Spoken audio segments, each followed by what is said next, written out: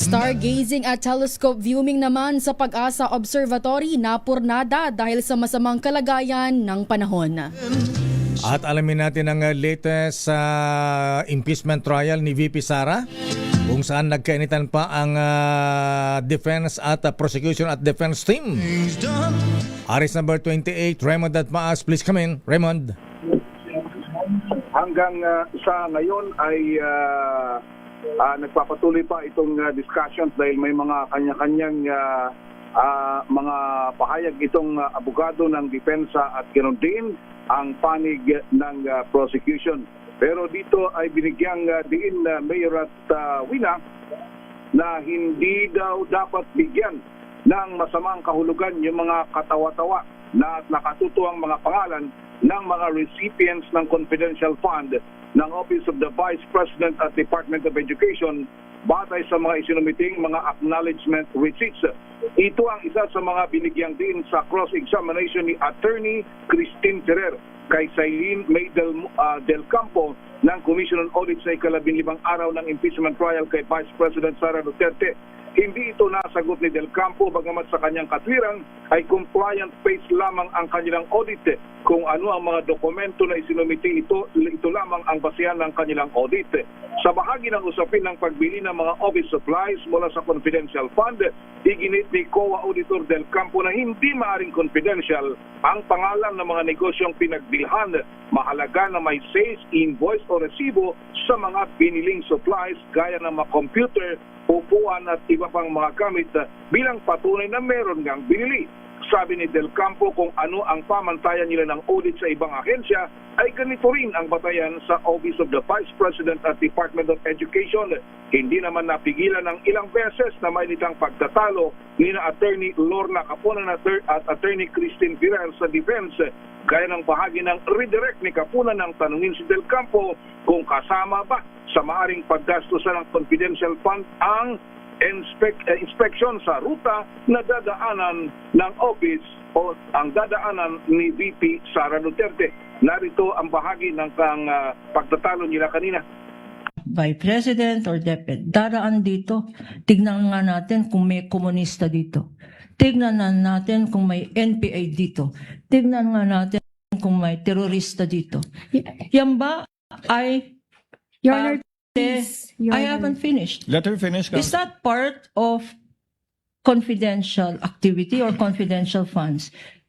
Your Honor, please. Yes, counsel for The respondent. good counsel is adding facts to the question. Can she not cite the exact wordings, Your Honor? Your Honor, please. This is redirect. You open the door, She can counsel. refer to the record, Your Honor. Counsel, you opened the door. You said, in fact, you asked her, is this part of the... Your Honor, please. Ang bahagi ng pagtatalo nila Attorney Capunan at Attorney Ferrer. Ilan sa mga naisyuhan muli ng subpoena para sa susunod na linggo na maging testigo ng prosecution ay si Marivic Pareha mula sa House of Representatives, Gina Acosta na dating Special Disbursing Officer ng Office of the Vice President, Edward Fajarda na dating SDOD ng DepEd at Limuel Ortonio mula sa Office of the Vice President. Raymond, Yes, Mayor. but nag-overtime yata ang impeachment court. Di ba dapat hanggang 3 o'clock lang ang trial? Kasi nga gusto na nilang matapos Mayor dito kay Miss Sailin del Campo.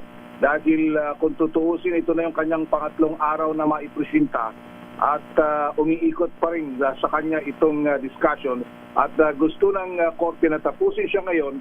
Then para sa susunod na linggo, may mga panibagong testigo naman na haharap pa dito sa impeachment court. Actually, ang usapan nga kanina, bago mag 4 o'clock matapos para ngayong 4 o'clock ay mag-session na ang Senado, Mayor.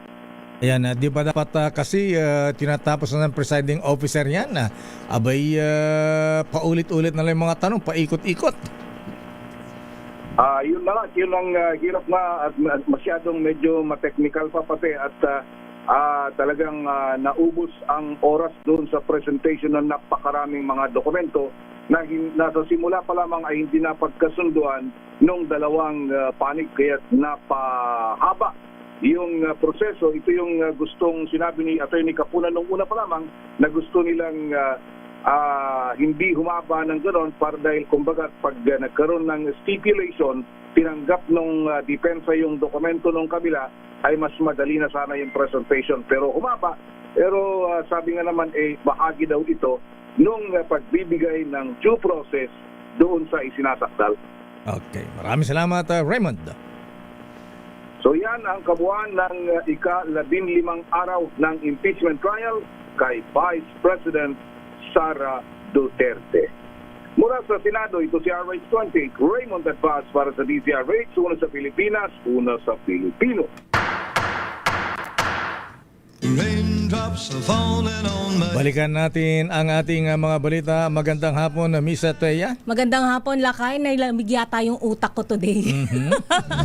Samantala, pinag-iingat ng DENR Mines and Geosciences Bureau ang publiko sa banta ng landslide dahil sa patuloy na mga pag-ulan dulot ng habagat sa susunod na 3 araw. Batay sa geohazard maps ng ahensya, nasa higit 3,700 barangay sa Cordillera Administrative Region, Ilocos Region, Cagayan Valley, Mimaropa at National Capital Region ang prone sa pagbaha at pagguho ng lupa. Dahil dito, pinapayuhan ng mga residenteng nakatira malapit sa ilog at matatarik na lugar na maging alerto at sumunod sakali magpatupad ng preemptive evacuation ang LGU. Pinaalalahanan din ng publiko na bantayan ang anumang senyales ng paggalaw ng lupa tulad ng bitak sa pader o poste at agad na mag-evacuate kung kinakailangan. falling on my head.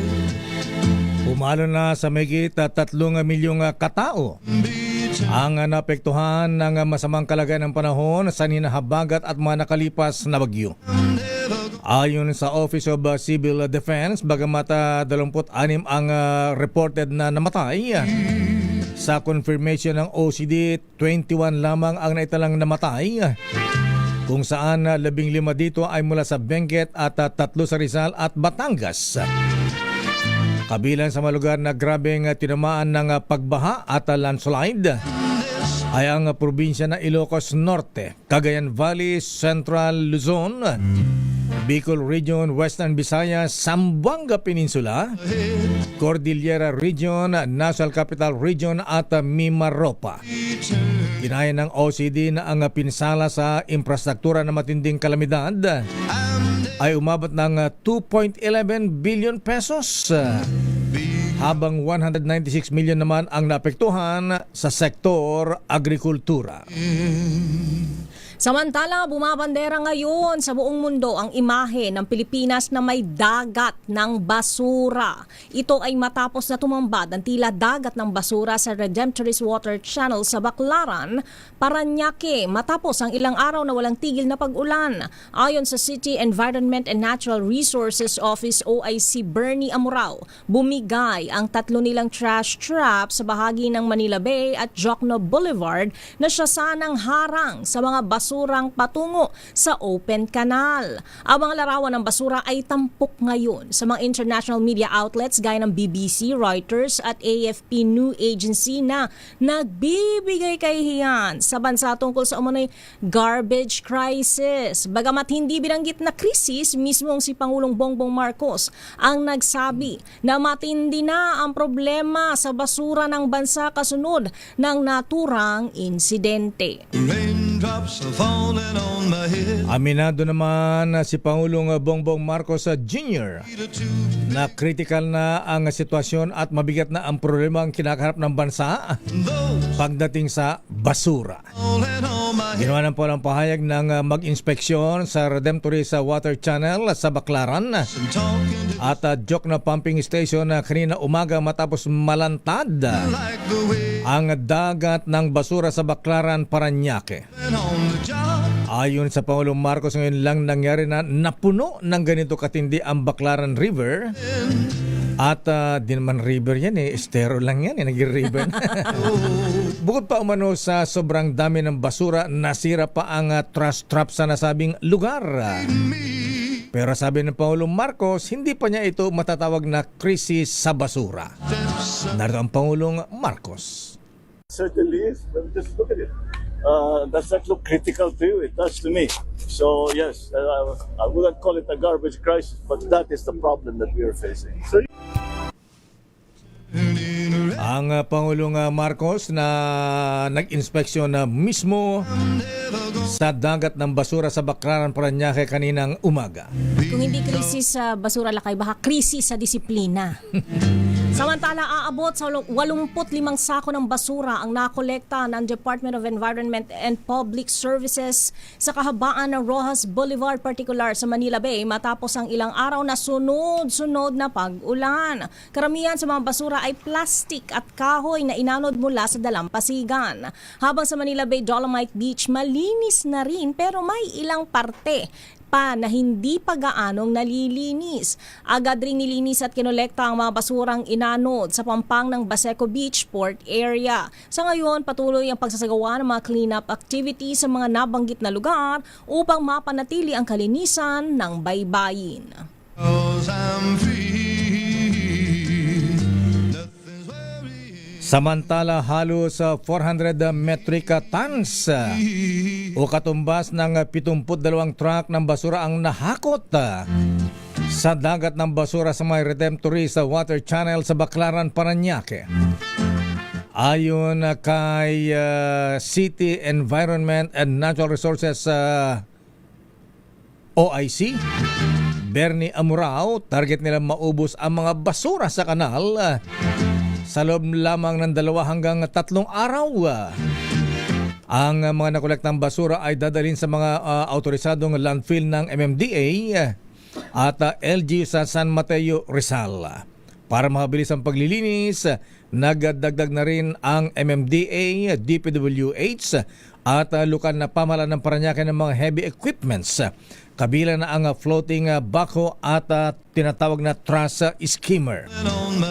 Halos hindi na makita ang tubig sa open canal dahil sa dami ng inanod na basura tulad ng kahoy, plastik, gulong, mga damit, styrofoam at iba pang basura matapos ang malakas na pag-ulan. Sa iba pang balita, nakabawi ang Administrasyong Marcos mula sa record low na negative 13 net satisfaction rating noong Marso matapos makakuha ng positive 1 rating sa pinakahuling survey ng Social Weather Stations o SWS. Sa survey na isinagawa mula Hunyo 20 hanggang 29, 42% ng mga Filipino ang satisfied sa performance ng administrasyon ni Pangulong Bongbong Marcos Jr. habang 40% naman ang dissatisfied at 17% ang neither satisfied nor dissatisfied. Ayon sa SWS, itinuturing na neutral ang positive 1 net satisfaction rating ng Pangulo. Gayunman, sinabi ng SWS na kahit nakabawi ang administrasyon ay nananatili pa rin itong mas mababa sa moderate satisfaction rating. Pinakamataas ang net satisfaction rating ng Pangulo sa Balance Luzon sa moderate positive 13, susundan ng neutral positive 5 sa Visayas, poor negative 11 sa Metro Manila at poor negative 17 sa Mindanao. Samantala, pinakamababa ang rating ng administrasyon sa paglaban sa inflation na nakakuha ng negative 12 at pagpuksa sa korupsyon na nasa negative 14. Raindrops are falling. Standby, Mil Crigunan, sumiklab ang tensyon sa impeachment court sa ika-15 araw na impeachment trial laban kay Vice President Sara Duterte Carpio matapos paulit-ulit na mag-object si Prosecution Counsel Attorney Lorna Capunan sa paraan ng cross-examination ni Defense Counsel Cristina Ferrer. Di matapos na igit ni Capunan sa gitna ng cross-examination ni Ferrer na may limitasyon ang pagtatanong at hindi pinapayagan ang mga misleading questions. Hirit pa ni Attorney Capunan, pinipigilan niya ang sarili niyang paluin. Si Attorney Ferrer na sinagot naman ng Defense Counsel na mataas ang paggalang niya kay Capunan. Dahil sa mainitang palitan ng masalita na magitan na si Presiding Officer Chis Escudero at hiling na huwag nang paralain ang tila generational divide sa korte. Ganito ang mainit na balitaktakan talakayan ng prosecution at defense. Not all questions can be answered by yes I am or on no. cross, Your Honor, please.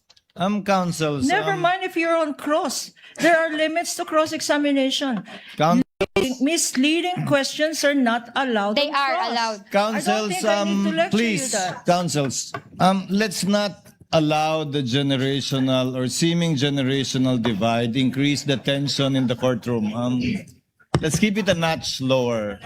Your Honor, please, I am preventing myself from giving her a spanking, Your Honor. That is what I would Your have Honor, done please. Again, in the councils. generational divide, Your Honor. Again, Your Honor, councils, you are all members of the bar and Yes, you're Your Honor. all councils I for the submit. parties. May spanking pa.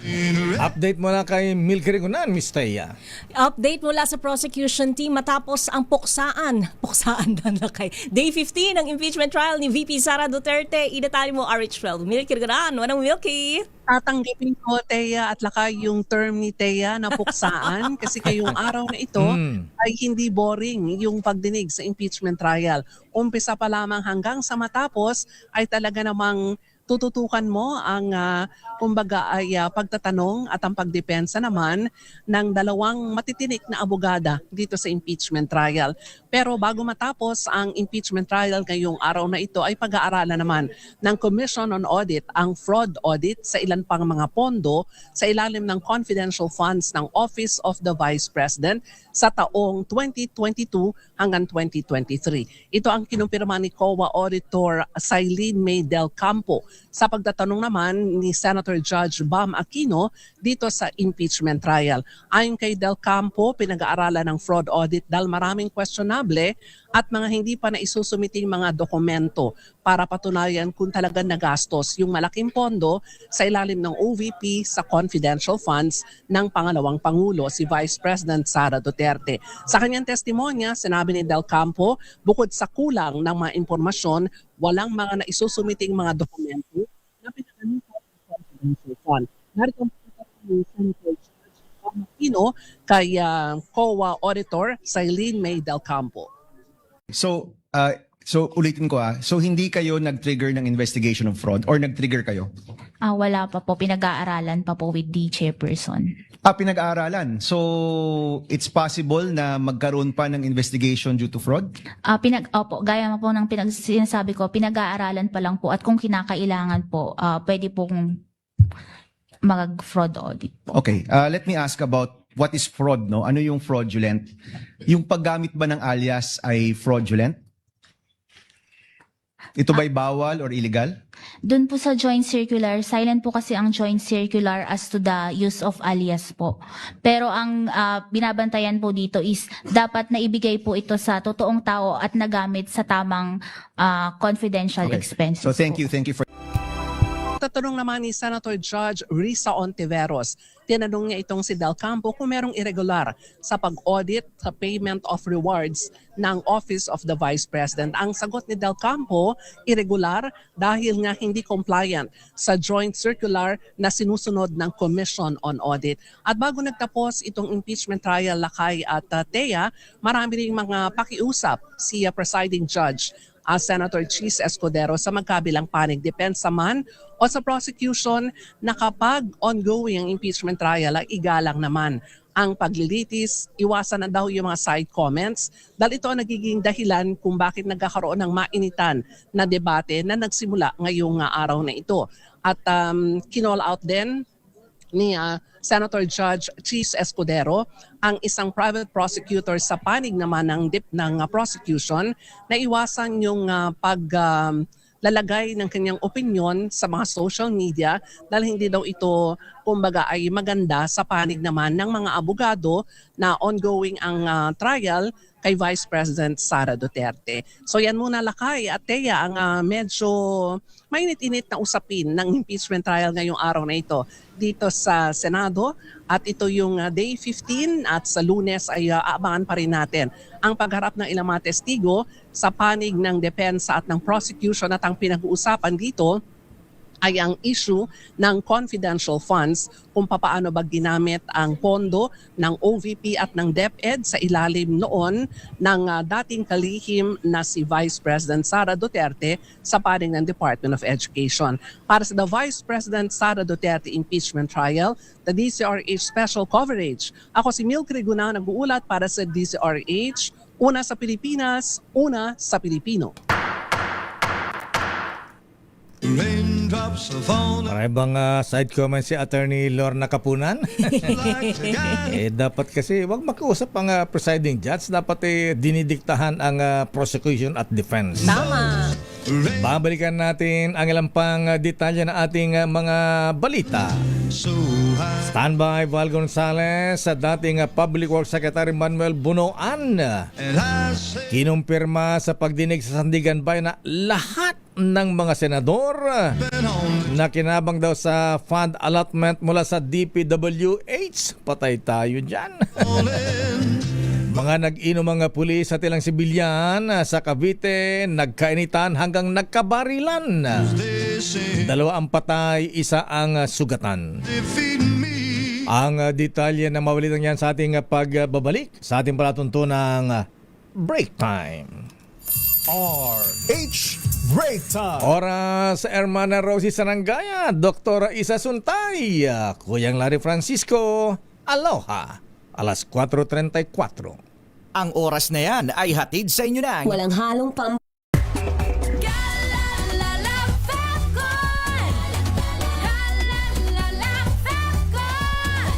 Ang bango ng sampayan, tara na magsayaw! Calefabcon, amoy nakaka-joyful!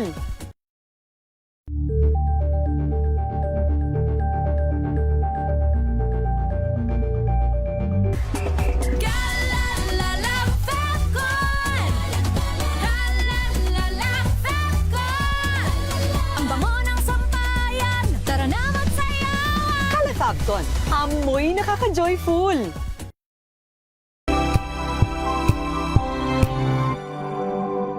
Hello, Washi! Laundry day na naman! Yay! Anong meron? Mancha ng chocolate, putik, may libag pa!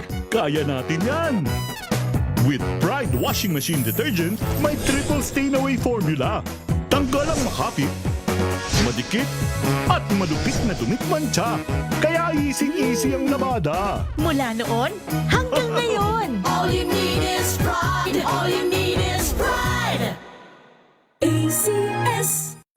Maulan man, no worries na amoy kulong ang damit. Charm Fabcon, bangong kumakabloom, tanggal amoy kulong sa bango ng Charm. Kaya gamit ko, Charm Fabcon with Bloom Fresh technology. Kills 99.9% of kulob-causing bacteria. May aroma burst pa of thousands of flowers and berries. Ang sampay sa loob, no amoy kulob. Bangong kumakabloom sa Charm! Charm Fabcon. ACS. Wow, ang saya!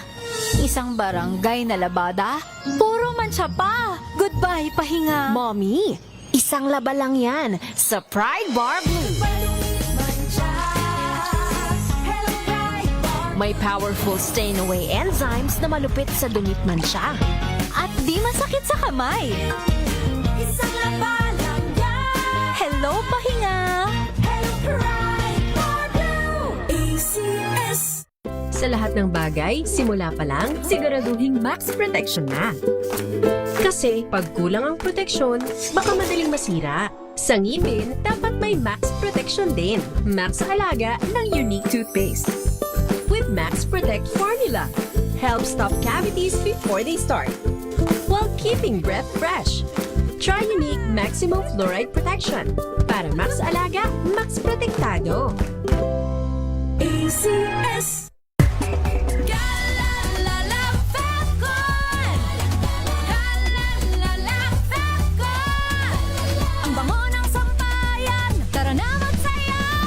Calefabcon, amoy nakaka-joyful! Hola a todos! Saludos de Madrid, España. Ako nga pala si Hilal Baracin, 45 years old, isang negosyante at ito ang aking kwentong MX3. iba yung trabaho namin as overseas Filipino workers dito sa Europa. Doon pumapasok yung benefits ng paggamit ng MX3. Ang MX3 capsule na to ay gawang Pilipino, nakaka-proud. Mabibili niyo to dito sa Madrid. Arriba MX3! Dito ako bilib! Mahalagang paalala, ang MX3 capsule ay hindi gamot at hindi dapat gamiting panggamot sa anumang uri ng sakit.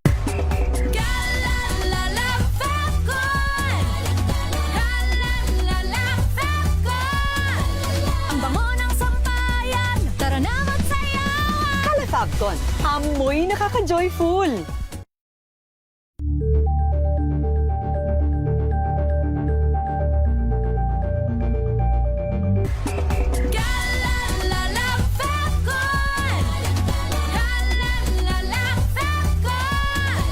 Ang bango ng sampayan, tara na magsayawan. Calefabcon, amoy nakaka-joyful.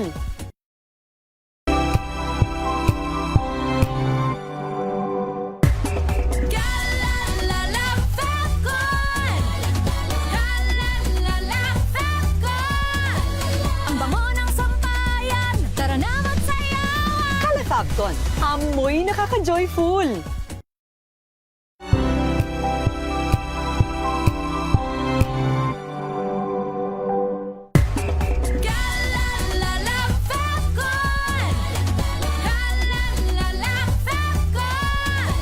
Ang bango ng sampayan, tara na magsayawan. Calefabcon, amoy nakaka-joyful.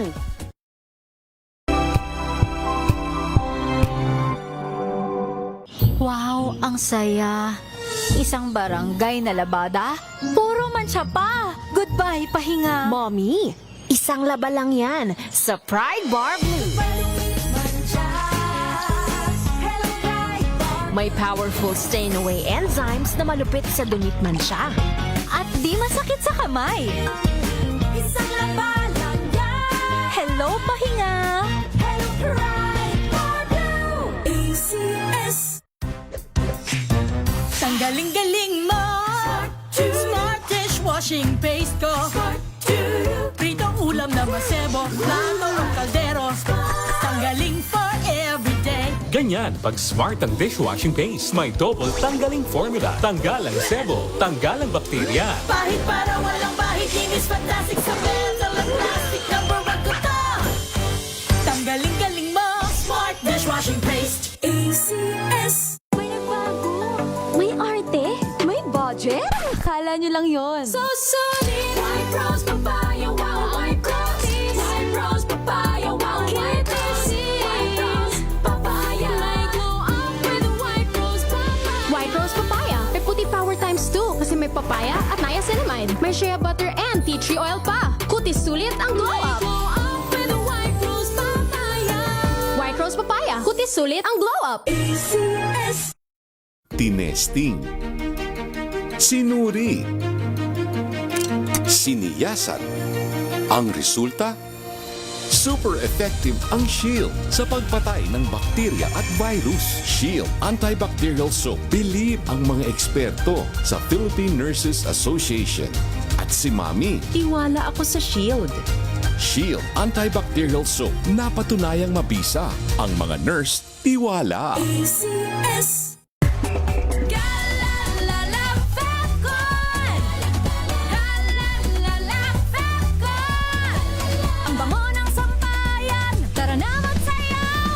Fabcon, amoy nakaka-joyful. Mga report, unahin natin ang report mula sa Malacanang. Paglalagay ng mga basurahan, abay o nga, dapat lang. Iginiit ni Pangulong Bongbong Marcos sa harap ng matinding problema sa basura. Aray sa number 14, Let Narciso, please come in. Miss Let. Babalikan natin si Let Narciso, standby Val Gonzalez, Tirano Lasco at Giselle Ricafort. Abay, dibatiin na lang muna natin na happy birthday si Mista. Ayan, para sa mga nakilala kay Mista Nick Bibar at Mista Bong Kawil ng PMA Sandigan 82. Ayan, birthday po nila ngayon. Happy birthday! At ganoon din kay Customs Collector ng MICP Atty. Geoffrey De Vera. Binabati ni Kuyang JM Puno at happy birthday din kay ating Aloha Francisco. Pagbati mula kay Kuya Larry at Dr. Evelyn Laureta. At happy birthday din kay Kid Alex Acosta mula sa mga Anito Boys at Acacia Boys. Happy birthday din kay James Quaton ng MBCHR. Labang paramdam si James. Kay Sherwin Carlson, Calison. At kay Berwesiful Emer Rex Abundo ng Land Bank. Mula kay ating Melissa. Kuyang Paulo Perrido ng TM Calamasonic Class 136. At kay Kuyang Colonel Salvador Destura, happy birthday. At Sister Linda Sanchez. Ready na si Let Narciso. Miss Let, ano ang latest sa Pangulo? Ha? Ba't parang hindi yata nagalit ang Pangulo kanina? Nakangiti pa. Dapat naggagalit na siya. Ha? Ayan. Gusto ko marinig na nagmumura din tulad ni Vince Dizon. Si Vince na lang daw taga-mura lakay. Oo, kat na Ilocanong mura na. O Kanawa, Japan. Aris 14, Let Narciso, please come in. Miss Let. Lakay Mistea, iginiit ni Pangulong Ferdinand Marcos Jr. na kailangang magkaroon ng maayos na sistema sa pagtatapon ng basura. Ito'y sarap ng malalang problema sa basura na nalantad sa tumambad na dagat ng basura sa Baclaran.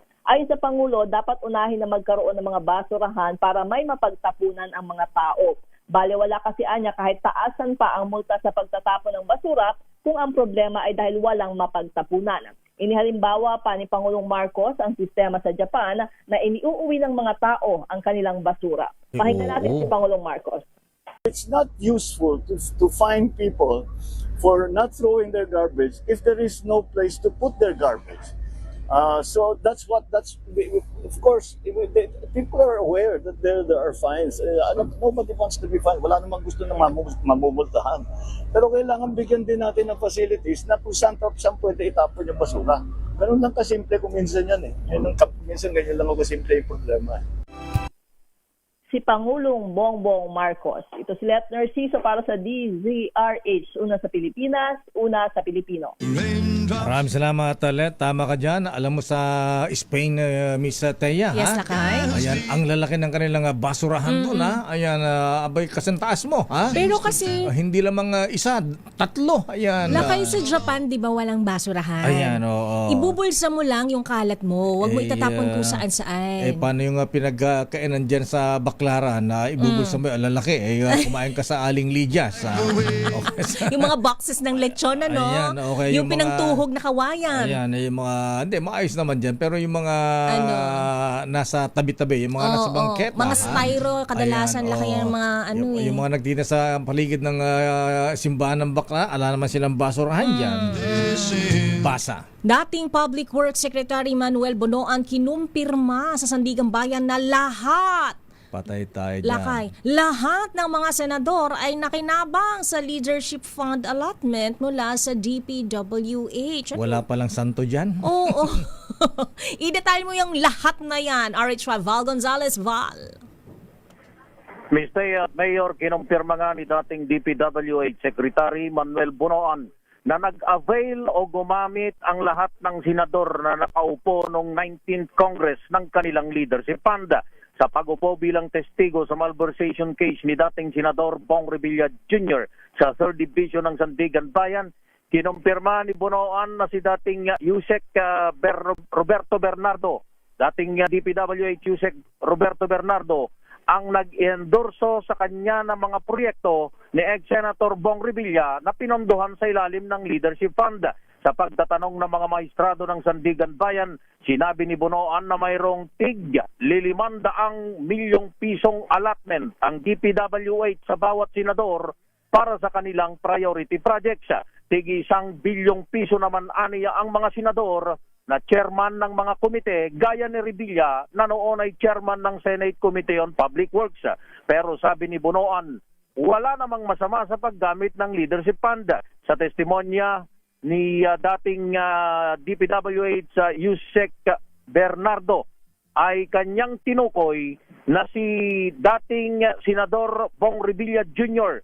ang binibigyan niya ng multi-million peso na kickback sa mga flood control projects, kabilang na ang 92.8 million peso ghost project sa Bandi, Bulacan na ang funding ay mula sa kanyang leadership fund. Ako si Val Gonzales. Val. Jerry. Yes, Mayor. Kung lahat ng mga senador, sino ang may pinakamalaking pondo, allotment dito mula sa Public Works? Ang binabanggit, Mayor, wala kasing actual na binanggit pa kung sino yung may pinakamalaki dahil kaso ito nitong si Senador Bong Revilla Jr. Siya lang yung nabanggit, Mayor, na mayroong nagamit doon sa kanyang allotment sa leadership fund na kung saan siya kinasuhan, Mayor, ng malversation at graft and corruption. Pero ang kanyang binabanggit, yung lahat ng mga senador ay nakinabang, pero hindi naman niya sinabi, Mayor, na nakinabang na kumikbak na gaya nung inaakusa dito kay dating Senador Bong Revilla Jr. Mayor. Yun yung kanyang binabanggit. At ang nag-umpisa raw yung pondo na tinatawag na Leadership Fund noong 19th Congress, at ang nabanggit pa kanina yung pangalan nitong si Senador Panfilo Lacson na tanging hindi gumamit o hindi nag-avail ng kanyang leadership fund dahil noong 19th Congress, Mayor, hindi naman senador itong si Senador Panfilo Lacson. Naupo na lamang siya noong 2025 midterm election, kaya nabanggit yung kanyang pangalan na hindi gumamit o hindi nagkaroon ng kanyang leadership fund. Hindi rin batid nitong si DPWH dating Secretary Bunoan kung meron pang leadership fund ngayon na allotment doon sa pondo na binibigay sa annual fund ng DPWH Mayor. Hindi niya na alam daw kung meron pa ngayon, pero nag-umpisa raw yan noong 2025, Mayor. Okay nga, Rud. Maraming salamat, Val.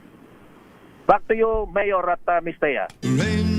Babalikan natin ang pang report si Standby Tina Nolasco. Standby Henry Uri. Oras, Ms. Tea. Ganap ng alas 4:50 ng hapon. Ang oras na yan ay hatid sa inyo ng Kia ora, my name is Tyron Victa and I'm an operating theatre nurse here in Christchurch, New Zealand.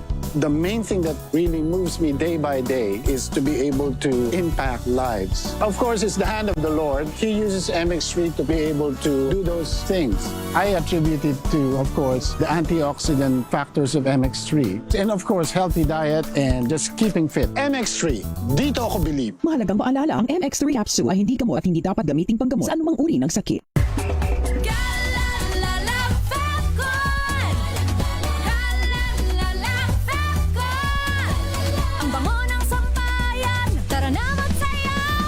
Fabcon, amoy nakaka-joyful! Sa puso ng kalikasan, natatangi ang prutas ng mangosteen. Ito ay nagtataglay ng antioxidant compounds na alpha, beta at gamma mangosteen. Ang MX3 capsule ay isang food supplement na gawa sa natural na mangosteen. Ito ay tested and proven to help avoid knee joint pain discomfort para iwas-iwas sa sakit with long-term supplementation 2 capsules daily. MX3 capsule, tunay, natural at original.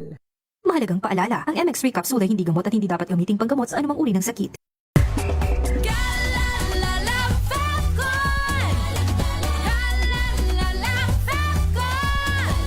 Ang bango ng sampayan, tara na magsayawan! Calafabcon, amoy nakaka-joyful!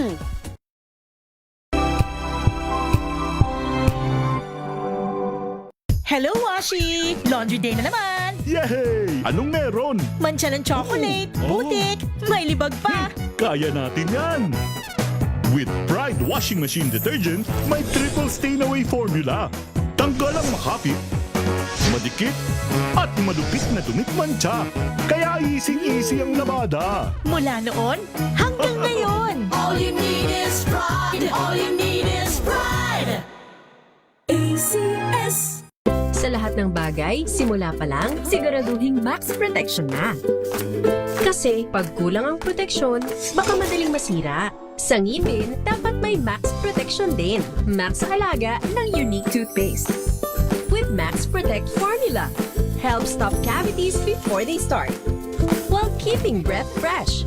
Try Unique Maximum Fluoride Protection. Para max alaga, max protektado. ACS.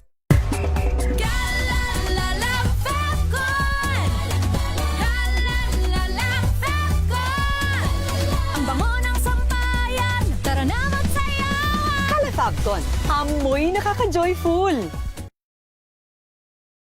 Kia ora, I'm Stephanie Adanza, 48 years old, and I'm working as a Member of Parliament Support Advisor here in Wellington, New Zealand. I'm very happy that a friend recommended MX3 to me. When I opened the box of MX3 and it said, the best decision of your life, wala nang doubt, I get to be part of a product that has a role in the good news, the Great Commission. MX3, dito ako bilib. Mahalagang paalala, ang MX3 capsule ay hindi gamot at hindi dapat gamiting panggamot sa anumang uri ng sakit. Galalala Fabcon. Galalala Fabcon. Ang bango ng sampayan. Tara na magsayawan. Calafabcon, amoy nakaka-joyful.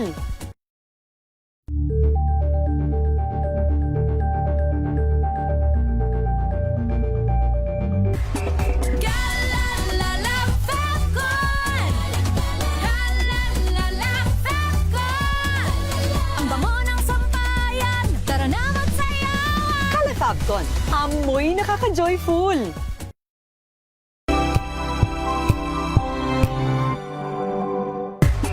Galalala Fabcon.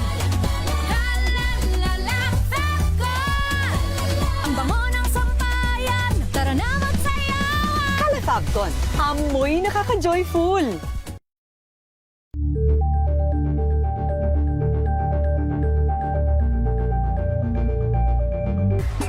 Galalala Fabcon. Galalala Fabcon. Ang bango ng sampayan. Tara na magsayawan. Calafabcon, amoy nakaka-joyful.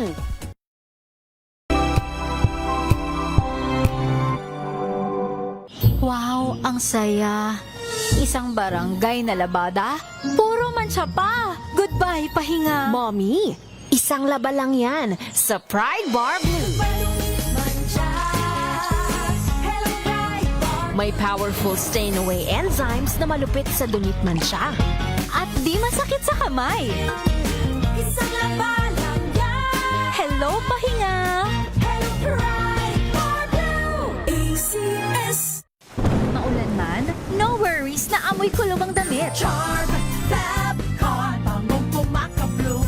Tanggal amoy kulog sa bango ng charm. Kaya gamit ko, Charm Fabcon with Bloom Fresh technology. Kills 99.9% of kulog-causing bacteria. May aroma burst pa of thousands of flowers and berries. Ang sampay sa loob, no amoy kulob. Bangong kumakabloom sa charm. Charm Fabcon. ACS. Tanggaling-galing mo. Smart dishwashing paste ko. Pritong ulam na masebo. Plato ng kaldero. Tanggaling for everyday. Ganyan pag smart ang dishwashing paste. May double tanggaling formula. Tanggal ang sebo, tanggal ang bakterya. Bahid para walang bahid. Linis fantastic sa metal at plastic. Number one ko to. Tanggaling-galing mo. Smart dishwashing paste. ACS. Tawag na linawan na ang publiko sa paggamit ng confidential fund. RH number 7, Henry Uri, please come in. Henry. Deo and Thea, naniniwala ang defense panel ni Vice President Sara Duterte na nahit nila ngayong araw ng Day 14 ng impeachment trial, partikular ang target nilang maipaliwanag sa publiko ang paggamit ng confidential fund ng Office of the Vice President. Sa katatapos lamang ng press conference ni Attorney Michael Poa, tagapagsalita at lawyer ng defense panel, sinabi nito na bagamat very challenging sa kanila na magsalita at maipaliwanag lahat ng mga bagay at para hindi sila makaakusahan ng subjudice, naniniwala sila na sa impeachment court ay nakuha nila ang kanilang target na maintindihan ng publiko ang pinaggamitan ng OBP ng kanilang Confidential Intelligence Fund. Una rito ay tila napasang-ayon na kanina ni Attorney Christine Ferrer, ang testigo naman ng prosecution na si Ikpao Aileen Del Campo na ipinakita ni Attorney Ferrer ang mga dokumento kung saan nagpapatunay na ilan sa mga pinagdamitan ng OBP na kanilang intelligence fund ay ang intelligence gathering, lalo na sa pagkuha ng mga advance information sa mga pinupuntahan at dinadaluhang meeting ng pangalawang Pangulo. Inihalimbawa ni Ferrer ang mga pinuntahan ni VP Sara noong 2023, partikular ang mga event sa Ortigas, sa Ecoland sa Davao at isang lugar naman sa Bulacan kung saan bahagi ng Intel Works ay pakikipag-usap sa iba't ibang mga otoridad, pag-profile sa mga dadalo at pupunta sa mga naturang events na bagay na ginawa at trinabaho ng Vice Presidential Security Group na ginamitan din ng Intelligence Fund. Ginawa ng Depensa ang nasabing pagpapatunay na ginamit nila ang pera sa Intel operation matapos ng lumutang naman kahapon Deo na may mga pondo na nagamit sa Christmas party at sa tree planting at iba pang mga activities ng Office of the Vice President. Samantala, sa pagtatanong namin kanina kay Atty. Poe, ako mananatili ba siyang spokesperson ng Depensa dahil nga sa ginawang warning ni Presiding Judge Senator Chis Escudero, sinabi nito na nag-usap na sila ni VP Sara at gusto ni VP Sara na manatili na lamang itong lawyer ng defense panel, pero sa ngayon wala pa silang nakukuhang magiging opisyales na tagapagsalita at kapalit ni Poe bilang spokesperson ng defense panel. Para sa VP Sara Impeachment Trial Special Coverage ng DZRH, ako si Henry Uri, una sa Pilipinas, una sa Pilipino.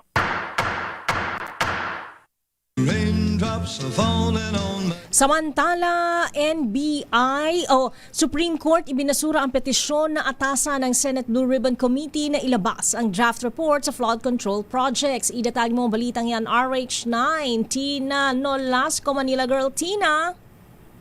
Ms. Thea Lakay, ibinasura nga ng Korte Suprema ang petisyon na dalayong atasan ng Senate Blue Ribbon Committee na ilabas ang draft partial report nito ukol sa mga umunoy anomalya sa flood control project sa buong bansa. Ayon sa kataas-taasang hukuman, wala sa saligang batas o non-constitutional at walang legal na basihan ang paglalabas ng komite ng nasabing draft report. Nilinaw din ng Korte Suprema na ang isang draft report ay isa pa lamang paunang dokumento at magiging bahagi pa lamang ito ng opisyal na record ng Senado kapag ito ay pinal na at naaprubahan na ng komite at maging kung ito ay opisyal nang naisumite sa plenaryo batay sa mga Senate internal rules. Ito, si RH19 na Nolasco para sa DZRH, una sa Pilipinas, una sa Pilipino. Maraming salamat, Tina Nolasco. Samantala report mula kay Giselle Ricafort. NBI itinangging naglabas sila ng kopya ng CCTV footage ng pagpupulong ni na dating Congressman Jing Paras at kampo ng talent manager ng mga Viva Max. Huwag na sa mga sex scandal plot laban kay Secretary Ralph Recto. RH15, Giselle Ricafort, please come in. Giselle?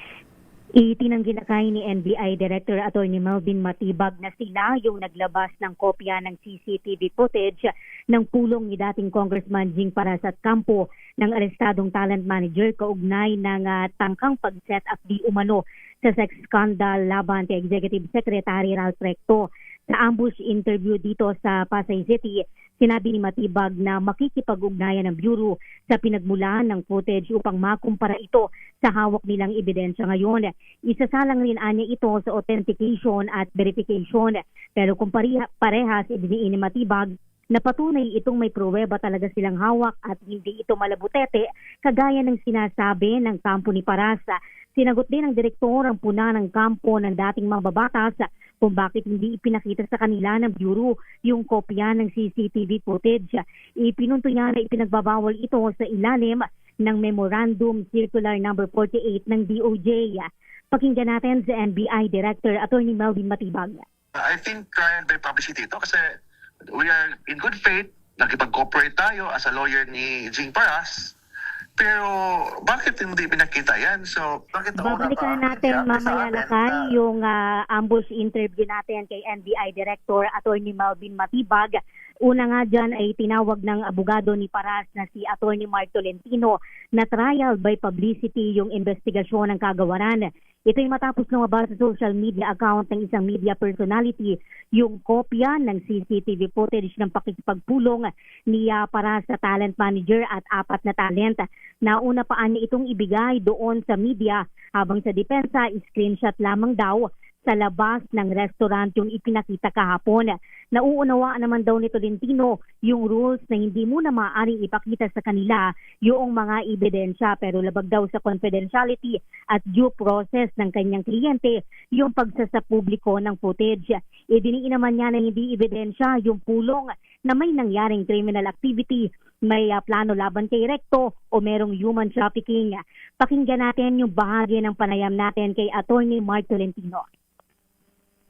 I think trial by publicity ito kasi we are in good faith, nakipag-cooperate tayo as a lawyer ni Jing Paras, pero bakit hindi pinakita yan? So, bakit nauna pa ang media kaysa amin na we were in good faith na pumunta sa NBI para makipagtulungan sa investigation?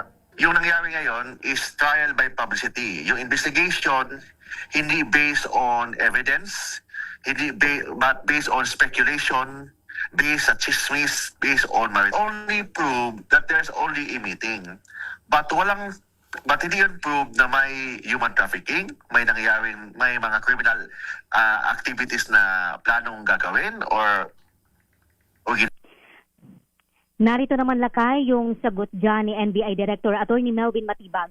First of all, categorically I will say we did not release any video.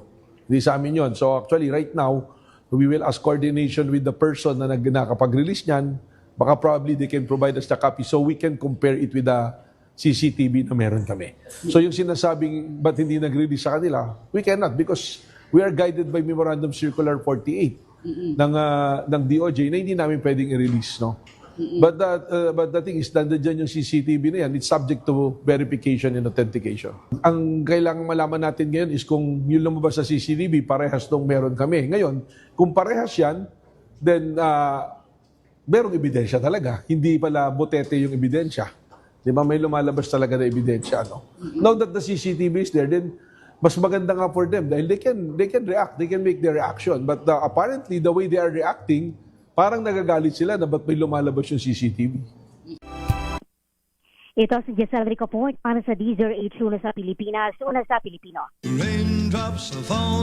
Maraming salamat Giselle Ricoport. Ang tanong dyan totoo ba yun nasa CCTV? Samantala, patay ang 2 katao habang isang sugatan sa nangyaring pamamaril sa isang resort sa Maragondon, Cavite. Kinilala ang mga nasawing biktima na sina RJ Mojica, pulis na si Police Staff Sergeant John Mark Sisante at ang sugatan na pulis na si Police Corporal Novinidon Climacosa. Sa report ng Maragondon Municipal Police, nangyari ang insidente 1:30 kaninang madaling araw sa Maris Resort sa Barangay San Miguel sa nabanggit na bayan. Batay sa salaysay ng saksi, parehong nakainom ang mga sangkot at pauwi na sana nang magkaroon ng mainitang pagtatalo sa parking area na nauwi sa pamamaril. Agad namang nahuli ang suspect na si Corporal Rolando Ginto Jr. na kasalukuyang nasa kustudiya ng mga otoridad. Mga kapapulis na nagbarilan. At bago tayo magpaalam, ayon sa ating business correspondent Mr. Michael Ismaygay, how much lakay? Nagsara ang palitan sa dollar Mistaya sa halagang 61 pesos and 18 centavos per dollar. Lumakas ng 8 centavos. 61.24 kahapon. Yeah, 26 kahapon. 26. At yan ang kabuhan natin palatuntunang break time. Ako po si Deo Macalma. Ako naman po, Thea Petro Carpuz. Antabayanan. Mabalansyadong balita mula kay Henry Ura at Miss Kay Karen Oyong. Ingat-ingat, umuulan pa rin po. Ha? Antabayanan din ang latest mula sa Pag-asa. Oras, 5:07. This time check is brought to you by ACS. Tinesting, sinuri, siniyasan. Ang resulta, super effective ang shield sa pagpatay ng